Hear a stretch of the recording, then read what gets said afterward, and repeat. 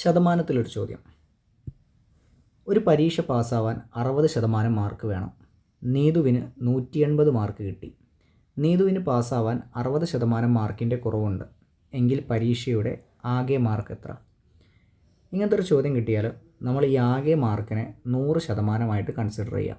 100% ആകെ മാർക്ക് എന്ന് വിചാരിക്കാം. ഇനി 60% മാർക്ക് ഉണ്ടെങ്കിൽ എന്ത് ചെയ്യും? അയാൾക്ക് പാസ്സാവാം ആണല്ലോ. നീതുവിന് കിട്ടിയത് എത്രയാണ്? 180 മാർക്കാണ്.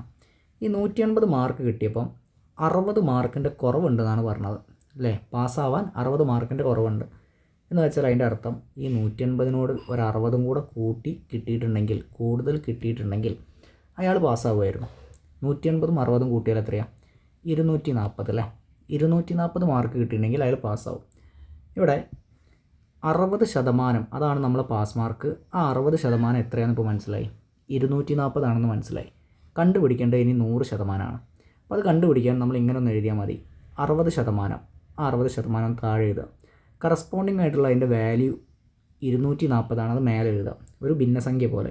എന്ന് വെച്ചാൽ 60% നമുക്കറിയാം, അത് 240 ഇങ്ങനെ ഒരു ഭിന്നസംഖ്യ പോലെ എഴുതുക.